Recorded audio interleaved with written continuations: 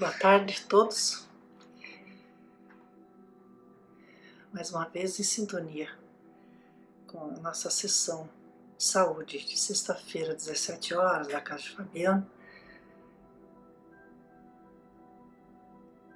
Fazemos a prece, pedindo a Deus, a Jesus, a Frei Fabiano, a espiritualidade protetora, que esteja sempre conosco, nos iluminando os pensamentos, que possamos fazer jus a tanta proteção. Pai nosso que estais no céu, santificado seja o vosso nome. Venha a nós o vosso reino, seja feita a vossa vontade, assim na terra como no céu. O pão nosso de cada dia nos dai hoje, perdoai as nossas dívidas, assim como procuramos perdoar aqui aos nossos devedores. Não nos deixeis cair em tentação e livrai-nos do mal. Graças a Deus e graças a Jesus.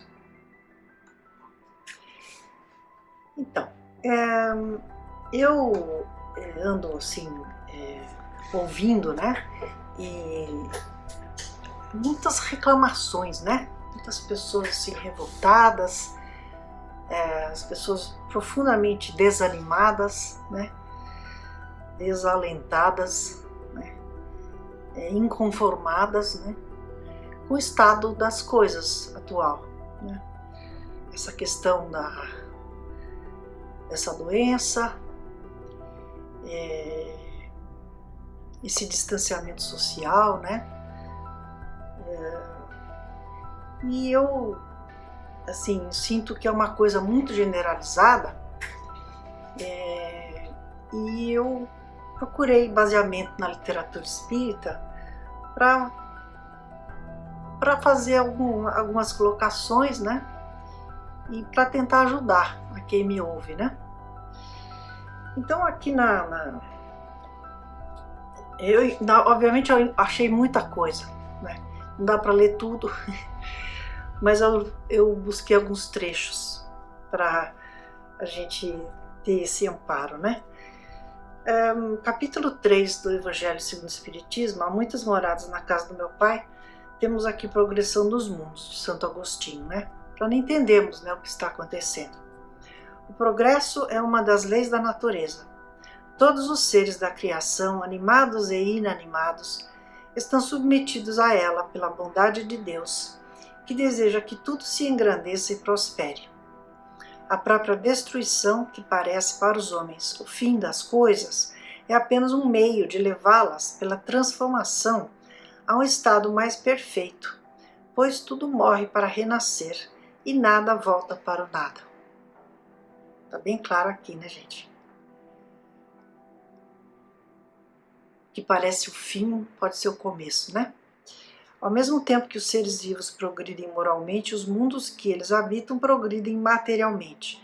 Quem pudesse seguir um mundo em suas diversas fases, desde o instante em que se aglomeraram os primeiros átomos da sua constituição, o veria percorrer uma escala incessantemente progressiva, mas em graus insensíveis para cada geração, e oferecer aos seus habitantes uma morada mais agradável, à medida em que eles também avançam na senda do progresso. Então, quem vive a situação não consegue ver o progresso, mas quem está olhando do alto, vamos dizer assim, né, ou olhando para trás, se a gente examinar a história, o progresso do mundo é claro, né? Assim marcham paralelamente o progresso do homem, o dos animais e seus auxiliares, o dos vegetais e o das formas de habitação, porque nada fica estacionário na natureza. Quanto a essa ideia grandiosa e digna da majestade do Criador, e como ao contrário é pequena e indigna do seu poder, aquela que concentra a sua solicitude e a sua providência no imperceptível grão de areia da terra, e restringe a humanidade a algumas criaturas que o habitam. Sabemos que a humanidade não se restringe só à terra, né? Estamos todos caminhando. Depois eu encontrei aqui nesse item aqui do capítulo 5, Bem-aventurados os aflitos, a verdadeira desgraça. Muita gente falando, ai meu Deus, que desgraça, né? Que desgraça que está acontecendo no mundo. E aqui diz assim, dizei-me se o mais feliz acontecimento no momento, que traz funestas consequências, não é na realidade mais desgraçado que aquele inicialmente aborrecido, que acaba por produzir o bem. Dizei-me se a tempestade que despedaça as árvores, mas purifica a atmosfera, dissipando os miasmas insalubres que poderiam causar a morte, não é antes uma felicidade que uma desgraça. Para julgar uma coisa, é necessário, portanto, ver-lhe as consequências. Mas para ver as consequências, a gente tem que ter aquele olhar ao longe, né? Olhar de espírito eterno, saber que o futuro nos aguarda, um longo futuro, né? É assim que para julgar o que é realmente feliz ou desgraçado para o homem, é necessário transportar-se para além desta vida, porque é lá que as consequências se manifestam. Ora, tudo aquilo que ele chama desgraça, de acordo com a sua curta visão, a nossa curta visão, né, cessa com a vida e tem a sua compensação na vida futura. E a fé, em Deus e nos preceitos do Espiritismo é que nos diz que é isso mesmo, né?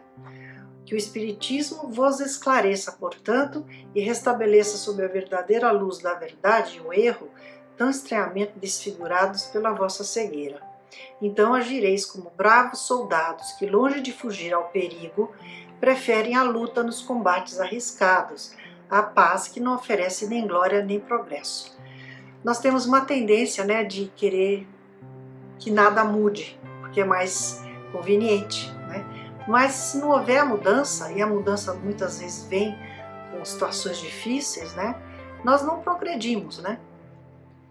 Eu nunca estaria fazendo uma palestra pelo YouTube se não fosse essa questão, né? E estamos nos esforçando para nos adaptarmos aos novos tempos, né? Cada um da sua forma, né? É difícil, para alguns mais do que para outros, né? Mas não é impossível, né? E temos que estar tentando transpor as nossas dificuldades e limitações, né? Que importa ao soldado perder as armas, o equipamento e a farda na refrega, contanto que saia vitorioso e coberto de glória? Que importa aquele que tem fé no porvir, deixar a vida no campo de batalha, sua fortuna e sua veste carnal, tanto que sua alma possa entrar radiosa no reino celeste? Então vamos ver nossos valores, né? Estamos dando muita importância às coisas materiais, continuamos, né? E na verdade nós temos que nos preocupar com a nossa vida espiritual, né? E nosso progresso moral. No capítulo 5 foi perguntado a São Luís: os que aceitam com resignação seus sofrimentos por submissão à vontade de Deus e com vistas à sua felicidade futura, não trabalham apenas para eles mesmos e podem tornar os seus sofrimentos proveitosos para outros? E São Luís diz: esses sofrimentos podem ser proveitosos para outros, material e moralmente. Materialmente, se pelo trabalho, as privações e os sacrifícios que se impõem contribuem para o bem-estar material do próximo. Moralmente, pelo exemplo que dão, com sua submissão à vontade de Deus. Esse exemplo do poder da fé espírita pode incitar os infelizes à resignação, salvando-os do desespero e de suas funestas consequências para o futuro. Então, na medida em que os empresários, por exemplo, né, respeitam e permitem que os seus funcionários trabalhem em casa, por exemplo, né? E na medida em que nós ficamos em casa para não disseminar esse vírus, nós estamos também pensando no próximo, né? Então tem tudo a ver, né, com a nossa realidade. Estamos contribuindo para o bem-estar material do próximo, né? No sentido de não propagar essa doença, né? Podemos não ter o vírus, mas podemos infectar outras pessoas, né? Aqui no capítulo 9, obediência e resignação, é a resignação que nós estamos precisando, né, para não ficarmos tão revoltados com o que está acontecendo, né? Diz assim, e aqui é bem forte, né? Aqui é de Lázaro. Submetei-vos ao impulso que vimos dar aos vossos espíritos. Obedeceis à grande lei do progresso, que é a palavra da vossa geração. Infeliz do espírito preguiçoso, daquele que fecha o seu entendimento. Infeliz porque nós, que somos os guias da humanidade em marcha, o chicotearemos e forçaremos a sua vontade rebelde, com o duplo esforço do freio e da espora. Toda resistência orgulhosa deverá ceder cedo ou tarde. Mas bem-aventurados os que são mansos, porque darão ouvidos dóceis aos ensinamentos. Tem gente que não tá nem aí, né? Que acha que não tá acontecendo nada, não quer abrir mão, né, do seu conforto, das suas conquistas materiais, né? E esses vão ver esse chicote, né? Então, temos que ter fé de que está tudo certo, Deus está no controle, né? E essa tendência, né, das pessoas ficarem revoltadas e começarem a desistir dos seus objetivos, porque está muito difícil, né, precisa ser controlada, né, porque é uma tendência geral, eu pessoalmente tenho observado, talvez vocês também, né, e aqui eu encontrei no livro dos médiuns uma referência a obsessões coletivas, né, quando uma ideia negativa começa a tomar conta, né, da sociedade, né. Aqui diz assim, só um trecho curtinho. Assim como há espíritos protetores das associações, das cidades e dos povos, espíritos malfeitores se ligam aos grupos do mesmo modo que aos indivíduos. Ligam-se primeiramente aos mais fracos, aos mais acessíveis, procurando fazê-los seus instrumentos e gradativamente vão envolvendo os conjuntos. Por isso que tanto mais prazer maligno experimentam, quanto maior é o número dos que lhes caem sob o jugo. Então vamos tomar cuidado, né? Que podemos estar sendo vítimas, né, desse tipo de obsessão coletiva. Há muito a falar sobre essa questão, né? Eu não vou me ater muito. E por fim, eu queria ler para vocês um texto que eu encontrei no grupo essa semana, de Emmanuel, né? E não é à toa, né, que a espiritualidade nos faz encontrar todos esses textos, né? A gente tem um tema para desenvolver. Eles nos ajudam muito. Então esse texto se chama Perturbação e Obsessão, é de Emmanuel, psicografado pelo Chico, do livro Alma e Coração. Na experiência terrestre, surge sempre um instante em que indagamos de nós mesmos em que ponto nos achamos quanto ao desajuste espiritual. E se não estamos afundados em plena desarmonia, muitas vezes identificamos-nos em perturbação evidente. Porque temos a tendência de achar que nós estamos com obsessão, tem um obsessor nos perseguindo, né? E ele está alertando, né? Podemos estar num processo de obsessão coletiva, mas ela é provocada por maus espíritos ou por nós mesmos, né? Aí ele continua. Isso porque, observado o princípio de que ninguém existe absolutamente impassível, temos a vida sentimental permanentemente ameaçada por desafios exteriores, em forma de episódios ou informes desagradáveis, que se nos erigem por medida de equilíbrio e resistência na luta moral que somos chamados a travar e na área de nossas atividades em favor do próprio burilamento. Se à frente desses ou daquele sucesso menos feliz, costumamos esquecer sistematicamente a paciência e a conformação, que é exatamente o que está acontecendo, estamos sem paciência, estamos inconformados, né? Não temos entendimento e não temos serenidade, né? Então é preciso estabelecer o intervalo para a reflexão. nos mecanismos da mente, a fim de que venhamos a fazer em nós mesmos as retificações necessárias. Em tais lances do cotidiano, quase sempre somos impelidos a pensar em obsessão, supondo-nos vítimas de entidades vampirizantes. Pode até ser, mas em geral não é bem isso. Eu comentei sobre a obsessão coletiva como um risco que podemos estar correndo, né? Por todos estarmos nesse clima pessimista, né? Sem querer minimizar o problema, mas dando o devido tamanho às coisas e sempre nos esforçando em manter o equilíbrio, sabendo que Deus está no controle, né? Deus e Jesus. O problema, porém, não se limita à influenciação espiritual dos adversários que se nos encrava na onda psíquica, mas principalmente diz respeito a nós mesmos. Em muitas situações e circunstâncias das existências passadas, caímos em fundos precipícios de ódio e vingança, desespero e criminalidade, operando em largas faixas de tempo contra nós próprios, comprometendo-nos o destino. Daí nasce o imperativo das experiências regenerativas e amargas, que se nos fazem indispensáveis, qual ocorre ao aluno que se atrasou na escola, necessitado de novo exame nas provas de repetência. À vista de semelhantes considerações, toda vez que os sentimentos se nos desgovernem, procuremos assumir com segurança o leme do barco de nossos pensamentos. Na maré de provações da existência, na paz da meditação e no silêncio da prece. Através do autocontrole, vigiaremos a porta de nossas manifestações, barrando gestos e palavras desaconselháveis.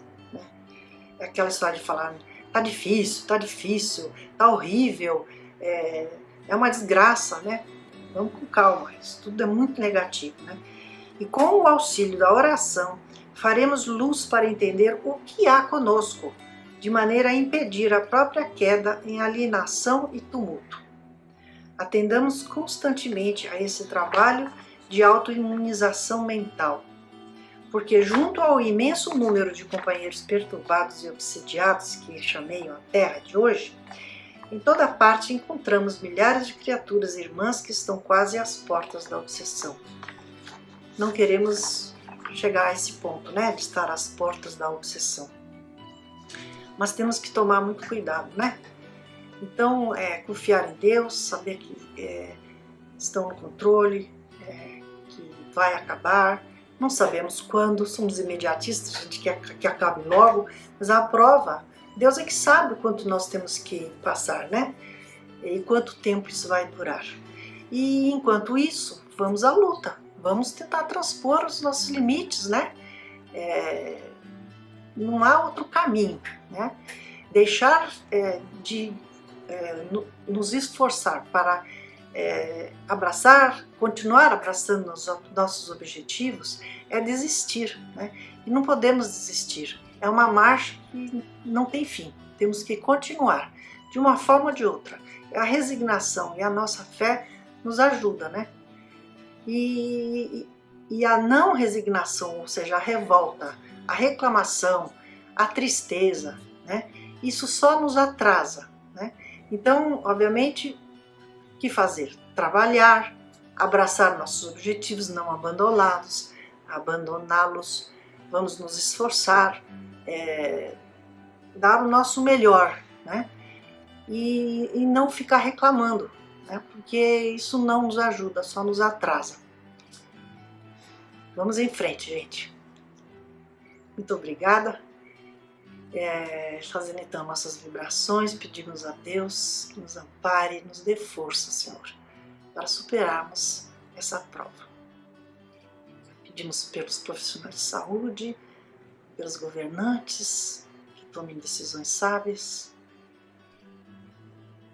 E agradecemos, Senhor, por tudo que temos.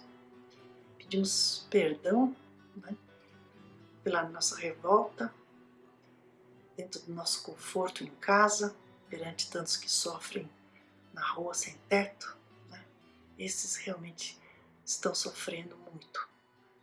Que possamos fazer a nossa parte, indo em frente, sendo positivos, dando uma palavra positiva àqueles que mais sofrem e tendo fé.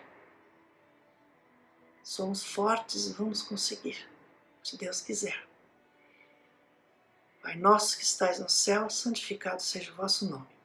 Venha a nós o vosso reino, seja feita a vossa vontade, assim na terra como no céu.